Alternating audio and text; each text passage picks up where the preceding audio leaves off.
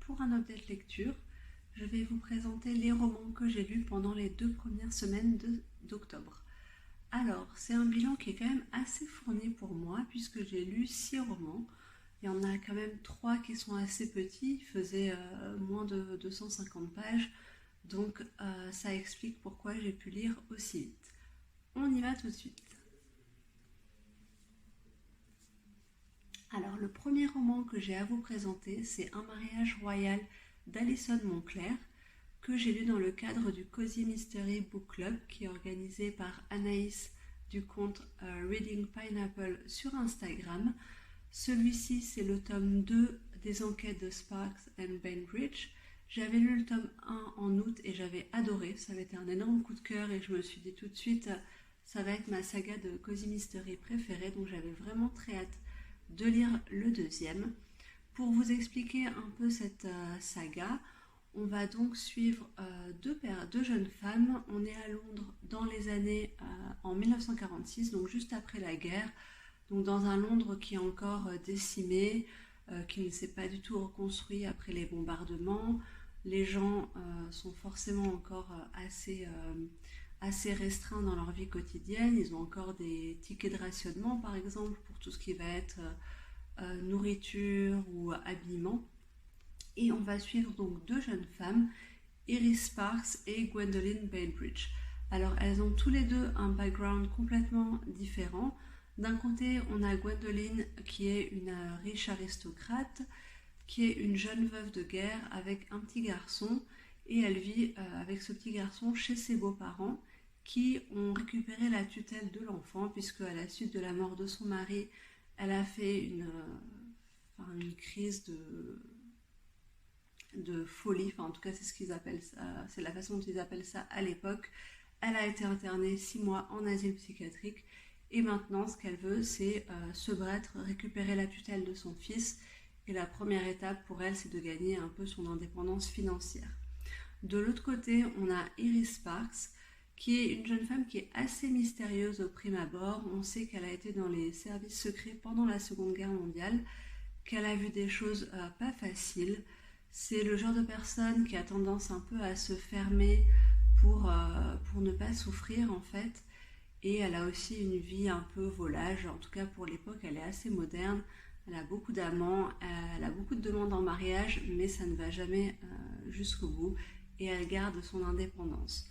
Ces 2 femmes vont se rencontrer lors d'un mariage et vont décider de monter ensemble une agence matrimoniale qui sera le bureau du mariage idéal. Donc ça, c'était pour résumer un peu le début du premier tome. Là, on est dans le tome 2 qui se passe vraiment juste après le tome 1. Et donc voilà, elles ont toujours pas beaucoup d'argent pour leur bureau. Les affaires ne marchent pas énormément. Et une cousine de Gwendoline va venir les voir pour leur demander de réaliser une enquête autour de la famille royale. Donc on est en 1946, la jeune princesse Elisabeth, que nous on a connue en tant que reine, s'est émourachée du prince Philippe, qui est un prince de Grèce, et suite à un corbeau qui envoie des lettres anonymes en parlant d'une histoire compromettante concernant la famille de Philippe, cette cousine va donc demander aux 2 jeunes femmes d'enquêter un peu sur le passé de la famille de Philippe. Donc ça, c'est l'enquête principale. Alors j'ai un peu moins aimé ce tome-là que le premier. Ça a d'ailleurs été un peu une déception. Enfin, déception, c'est un peu un mot un peu fort. J'ai énormément aimé, mais j'avais tellement adoré le premier que je m'attendais à un peu mieux pour ce deuxième tome. En fait, ce qui m'a gênée, c'est que l'intrigue était très confuse, très brouillonne, et ça partait un peu dans tous les sens. On avait du mal à comprendre qu'est-ce qui se passait exactement, qui était avec qui, et du coup, le fait de ne pas avoir complètement compris, j'étais pas complètement à fond, et du coup, ça m'a peut-être un peu gâché ma lecture. Je n'ai pas trop aimé la fin non plus. On a un final qui est un peu grotesque, un peu grandiloquent et complètement improbable. Et du coup, voilà, ça m'a pas paru très réaliste, donc j'aurais préféré quelque chose d'autre. Ceci dit, j'ai bien aimé cette plongée dans la famille royale, et comme toujours, j'adore les personnages, mais vraiment, ces 2 femmes, elles sont incroyables, elles sont hyper drôles, hyper attachantes. Il y a de l'humour tout le temps, elles s'envoient des vannes ou des répliques, que ce soit l'une envers l'autre ou envers les autres personnages, et c'est vraiment à mourir de rire. Donc ça reste quand même un cosy mystery que j'adore, ça reste une très très bonne lecture, et j'ai déjà hâte de lire la suite. Ensuite, on va passer à un deuxième roman que j'ai lu le temps d'une soirée, c'est S'adapter de Clara Dupont-Mono, qui m'a été prêté par une amie. Merci encore si tu passes par là. Donc dans ce roman, on va suivre la vie d'une famille dans les Cévennes, et plus particulièrement la fratrie. Donc on a le grand frère, la sœur, et le troisième enfant va être un enfant qui naît handicapé. Il est aveugle, il ne pourra jamais parler, il ne pourra jamais marcher, et il a une espérance de vie qui est relativement faible. Et donc ce qu'on va suivre, en fait, c'est surtout la façon dont ça va affecter cette famille, mais surtout la fratrie, puisqu'on va avoir une première partie qui va se concentrer sur le grand frère, et une deuxième partie qui va se concentrer sur la grande sœur, en fait, de cet enfant qui est considéré comme inadapté. C'est un roman que j'ai énormément aimé. Alors, il y a un petit côté peut-être un peu anxiogène si vous n'avez pas encore d'enfant, ou si vous avez un peu peur, vous êtes enceinte. C'est peut-être pas le roman que je conseillerais. Néanmoins, c'était quelque chose de très beau parce que c'était très doux dans l'écriture, très poétique, très lumineux et porteur d'espoir en même temps. L'histoire, elle va être racontée, c'est assez original du point de vue des pierres, donc les pierres qu'il y a dans la cour de leur maison en fait, puisqu'elles sont éternelles, immuables, et qu'elles voient passer les jours, les saisons, et elles arrivent à capter l'énergie et le comportement, le caractère de des personnes, chacune des personnes qui vit dans cette maison. C'est donc un roman vraiment dont j'ai adoré l'écriture. C'était très très beau, comme j'ai déjà dit. Et j'ai trouvé que c'était aussi écrit de manière très intelligente, très fine. En fait, dans chaque partie, donc la partie du frère, puis la partie de la sœur, on a des fois des petites phrases qui peuvent paraître presque anodines. Et puis on se rend compte, quand on lit l'autre partie, que les deux se répondent.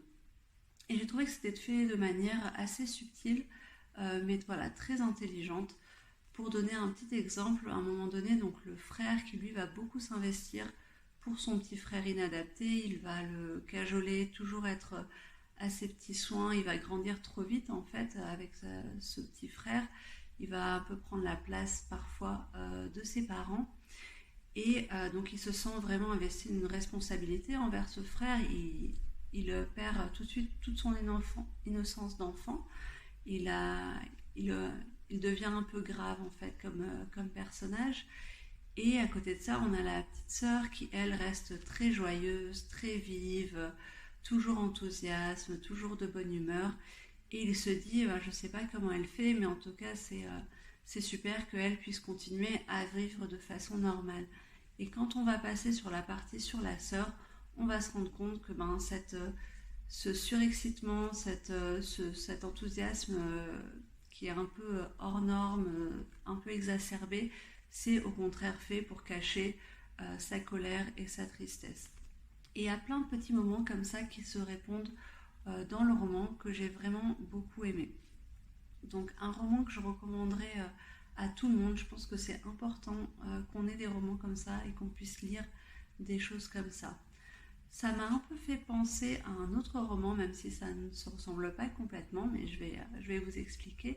En début d'année, j'ai lu Annie au milieu de Émilie Chazeran, je crois. Et là aussi, on va suivre une fratrie avec Annie qui est atteinte d'une trisomie. Et on va suivre son frère et sa sœur. Donc à chaque fois, on a un chapitre sur le frère, un chapitre sur la sœur et un chapitre sur Annie, qui est ceci dit une petite fille qui arrive à fonctionner, on va dire, complètement normalement.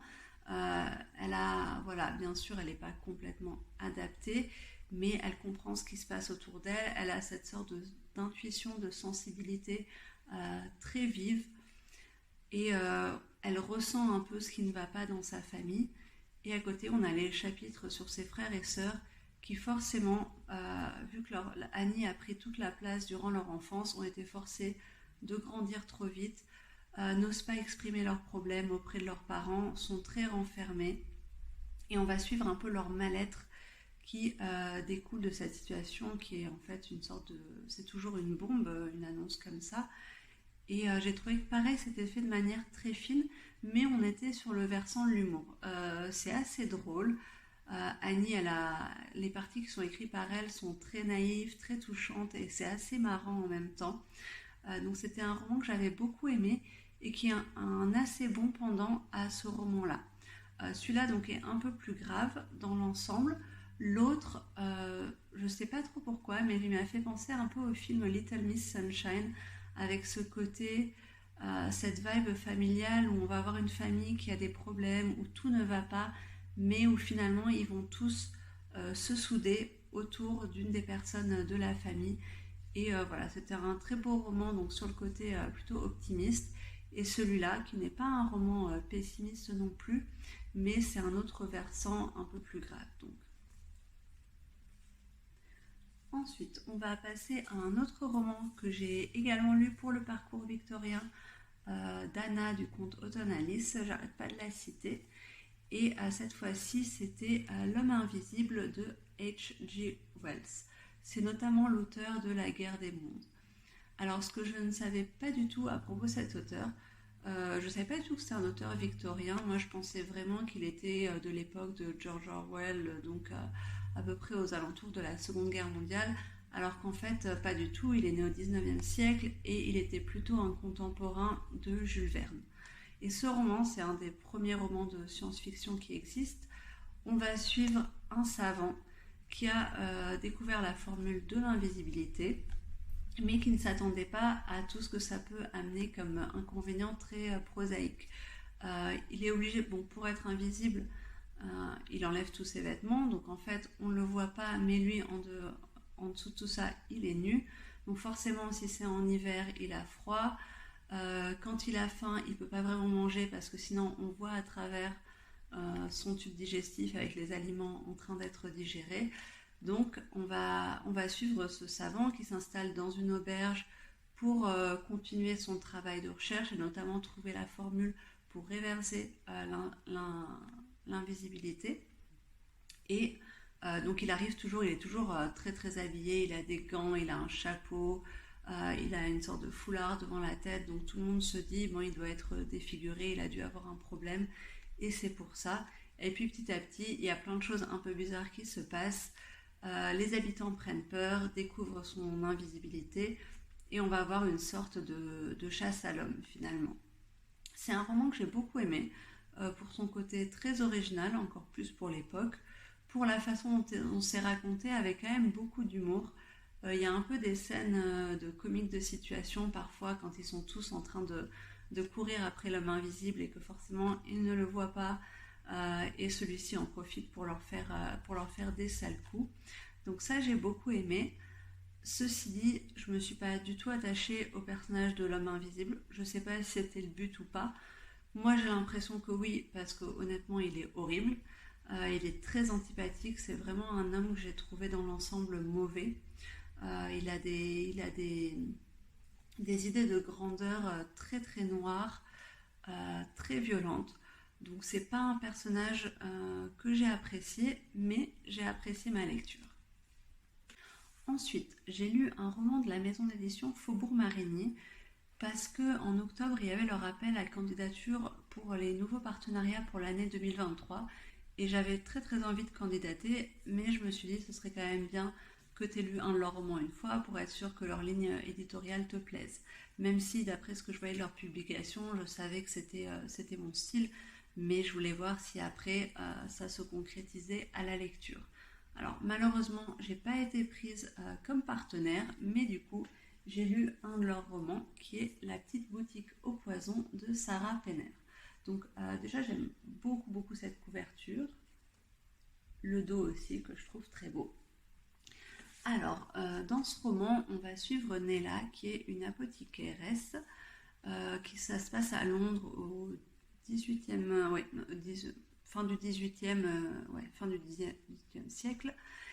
Et en fait, Nella, à la suite d'un drame personnel qu'on va découvrir petit à petit, s'est transformée d'apothicairesse qui vendait des remèdes, même si elle le fait toujours, à apothicairesse qui vend des poisons aux femmes. Elle vend des poisons aux femmes qui cherchent à se débarrasser de certains hommes de leur entourage. Donc ça peut être des maris adultères, ça peut être des maris violents, des pères abusifs, ça peut être des histoires de fratrie, même d'héritage. Donc les personnes viennent la voir dans sa petite boutique qui est cachée. Donc sa légende se transmet un peu de bouche à oreille et elle leur prépare des poisons à chaque fois. Et puis un jour, une petite fille de 12 ans va passer le pas de sa porte, le pas de sa boutique, et elle vient de la part de sa maîtresse pour trouver un poison qui puisse empoisonner son maître. Et à partir de là, il va y avoir une sorte d'amitié qui va se créer entre Nella et la petite fille qui s'appelle Elisa. J'avais déjà oublié son nom. Donc ça va être la partie qu'on suit au XVIIIe siècle. Il va y avoir un drame qui va faire que toute cette boutique risque d'être découverte, mise à jour. Et encore plus grave, Nella, elle tient un registre où elle note les poisons qu'elle a donnés, le nom de la femme pour qui était destiné le poison. Donc bien sûr, si elle est retrouvée, il y a le risque que toutes ces femmes soient dénoncées et que toute la vérité soit révélée sur ces morts qui peuvent être un peu suspectes quand on y regarde à deux fois. De l'autre côté, on va suivre, c'est un roman à double temporalité, donc de nos jours, on va suivre une autre personne qui s'appelle Caroline, qui est une américaine qui vient à Londres pour fêter son anniversaire de mariage, mais elle a appris juste avant que son mari avait une liaison, donc elle vient toute seule. Et lors d'une fouille dans la boue de la Tamise, elle va retrouver une petite fiole qui vient d'une boutique d'apothicaire. Et à partir de là, on va avoir une véritable chasse au trésor puisqu'elle va essayer de retrouver d'où vient cette fiole, à qui elle appartenait et quelle est l'histoire derrière ça. Et de petit à petit, elle va découvrir l'histoire de Nella en fait et la révéler au grand jour. C'est un roman que j'ai beaucoup aimé, que j'ai encore une fois dévoré de manière très très rapide. Le fait qu'il y ait cette alternance de temporalité fait qu'on a toujours envie d'avancer pour revenir à un personnage puis revenir à l'autre à chaque fois. Donc ça, j'ai vraiment beaucoup aimé. Néanmoins, j'ai quand même quelques petits bémols à faire sur cette lecture. Alors déjà, comme dans la plupart des romans à double temporalité, j'aime toujours beaucoup plus la partie dans le passé. Et là, honnêtement, on aurait pu n'avoir que la partie dans le passé, c'était suffisant. La partie du présent restait intéressante, mais j'ai trouvé le personnage de Caroline assez peu attachant. Elle traverse une crise, donc ça c'est triste et on le comprend, hein, c'est vraiment pas facile pour elle, mais le fait qu'elle soit tout le temps en train de s'apitoyer sur elle-même, de revenir en boucle sur le sujet de son mari, sur le sujet de la maternité, puisqu'elle est très perturbée par le fait de ne pas avoir d'enfants, par le fait que maintenant qu'elle s'est séparée de son mari, elle s'éloigne de sa chance d'avoir des enfants. Donc voilà, elle va être en boucle sur ça tout le temps. Et j'ai trouvé que c'était un peu pénible parfois à lire. J'aurais largement préféré qu'il y ait soit que la partie dans le passé, soit que la partie dans le passé soit plus étoffée. Puisque finalement, on va être très vite dans l'action avec la partie dans le passé. Et j'aurais aimé que que les bases de l'histoire soient imposées de manière plus longue, qu'on introduise Nella de manière un peu plus longue, qu'il y ait un peu plus de temps entre chaque événement, pour que ça ait plus de poids en le lisant. Après, c'est vraiment un avis peut-être très subjectif, puisque je sais que ce roman a été un coup de cœur pour énormément de monde. Moi, voilà, j'ai beaucoup aimé, mais j'aurais aimé que la partie dans le passé soit plus étoffée, parce que je trouvais que le sujet était absolument passionnant, et finalement, il est traité de manière un peu rapide à mon goût. Ensuite, on va passer à un autre roman que j'ai lu rapidement. En fait, au début du mois, tous les romans que j'ai lus, je les ai lus très rapidement. Et cette fois-ci, il s'agit du Bal des Folles de Victoria Mess. Ce roman, je l'ai acheté lors du Salon du Livre de Nancy en septembre et donc j'ai eu la chance de l'avoir dédicacé par l'autrice.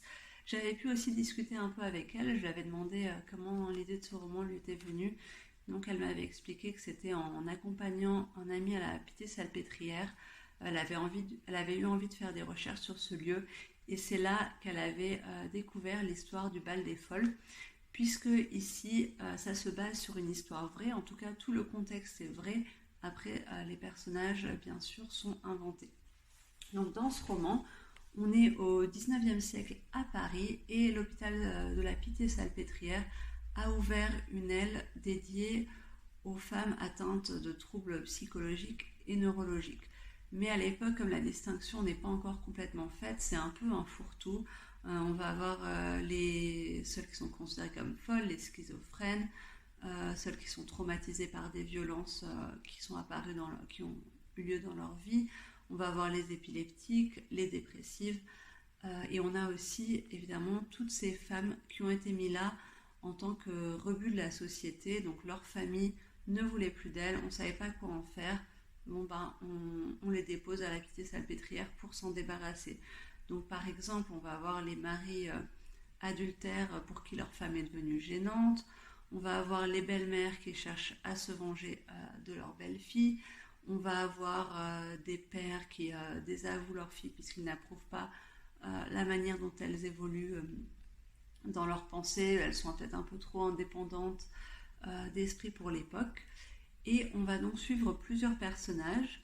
On va suivre Geneviève qui est l'intendante en chef dans ce service qui est dirigé par Charcot, donc éminent médecin. Et Geneviève, ça fait 20 ans qu'elle s'est dédiée à ce service. Elle voue un culte au professeur Charcot, elle est très cartésienne, pas très empathique envers ses patients. Pour elle, c'est vraiment une histoire de faire son travail, faire avancer la science.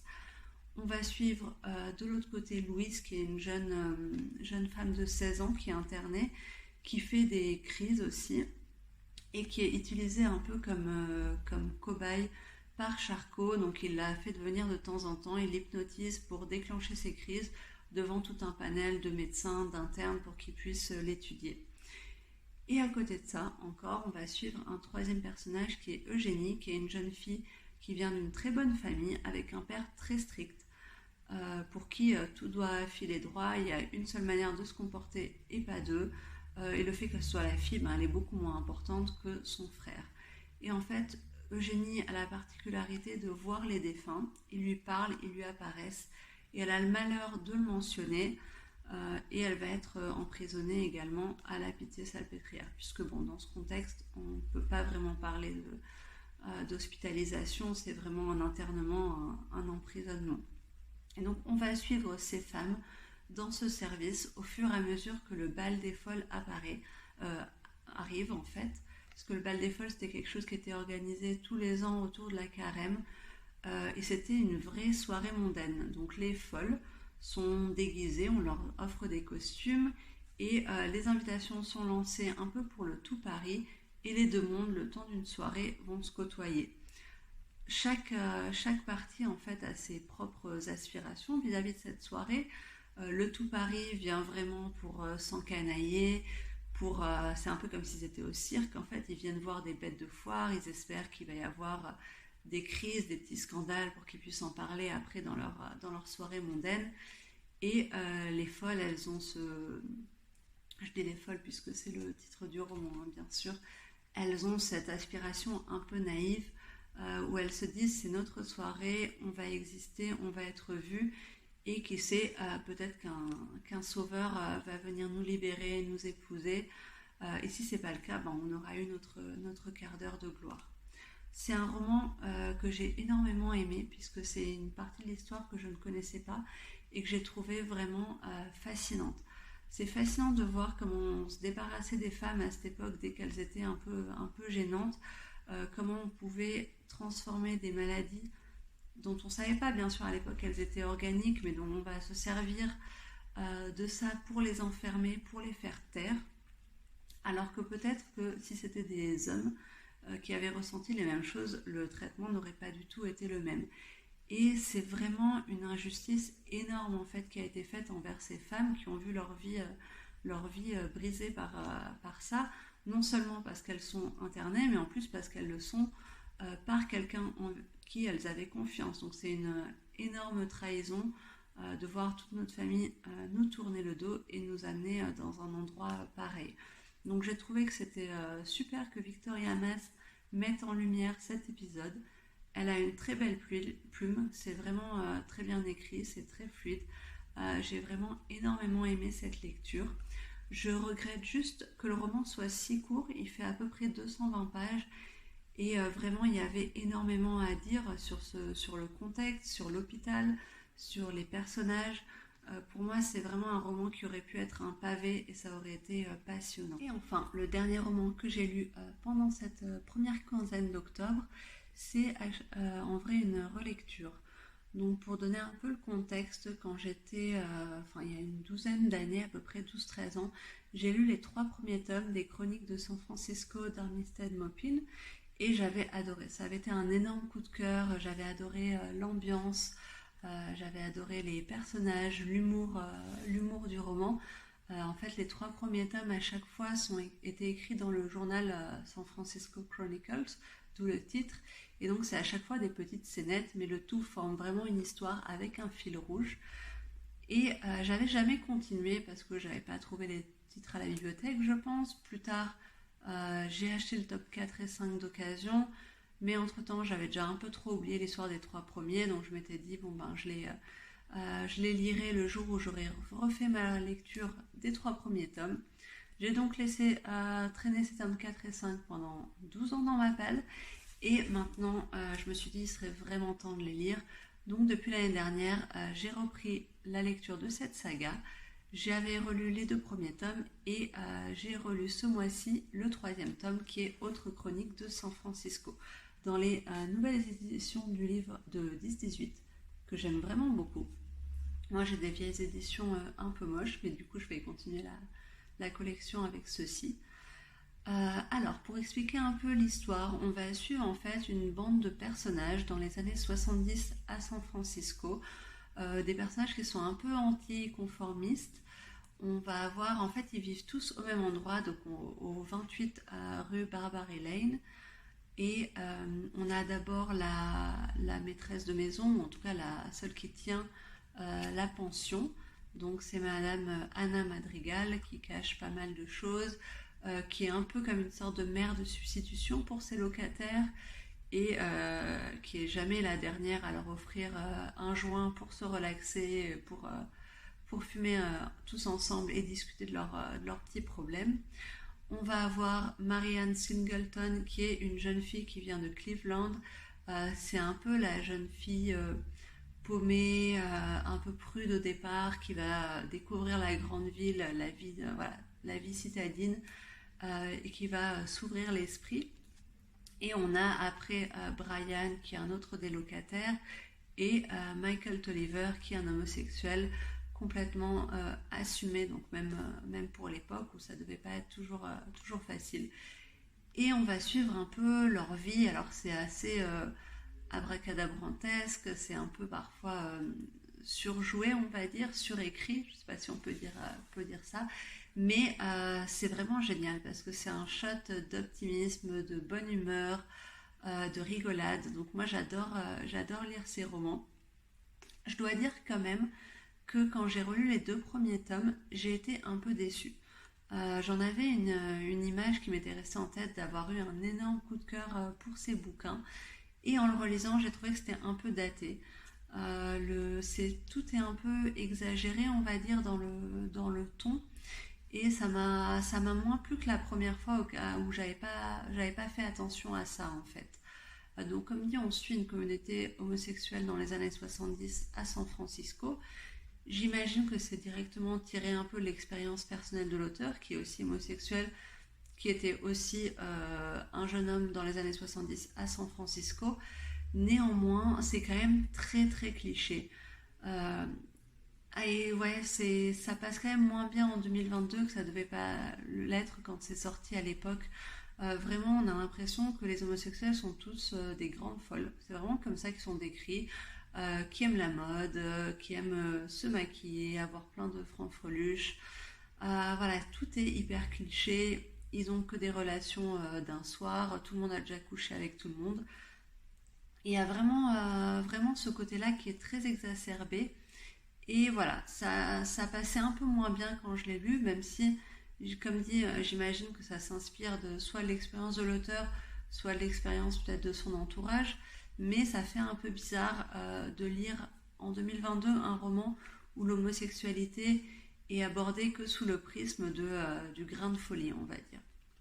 Et ceci dit, dans ce troisième tome, j'ai trouvé que c'était un peu plus profond, qu'on s'éloignait de cette partie-là et qu'on revenait à ce que j'aimais énormément, c'est-à-dire les destins croisés. Parce qu'en fait, dans ces romans, l'auteur va mettre plein de personnages, donc on a les personnages principaux, mais on a aussi des personnages secondaires qui gravitent autour et qui sont présents très fréquemment dans l'histoire. Et en fait, ils n'arrêtent pas de se croiser, de se rencontrer les uns les autres, mais parfois ils ne le savent pas.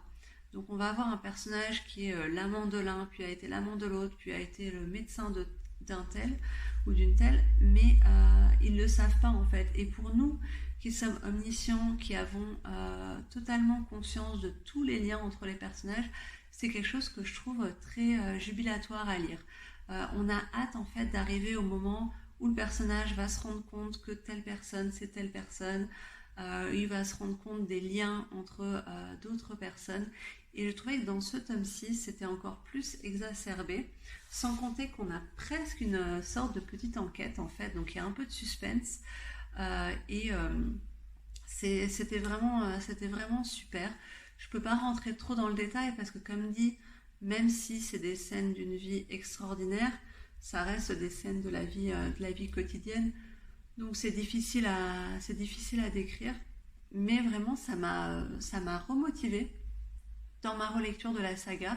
Maintenant je suis reboostée, j'ai adoré et je me dis bon ben j'ai hâte de lire la suite.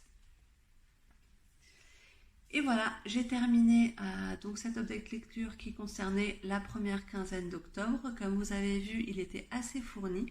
N'hésitez pas à me dire si ça vous a plu, à me dire s'il y en a certains que vous avez lus ou certains qui vous tentent. Voilà, manifestez-vous parce qu'en fait, je pensais que j'avais quand même des vues et je me rends compte que mon mari a tendance à regarder toutes mes vidéos en boucle. Donc je sais pas si je parle seule à la caméra ou s'il y a vraiment des gens de l'autre côté de l'écran qui me regardent. Donc n'hésitez pas à me le dire. À bientôt!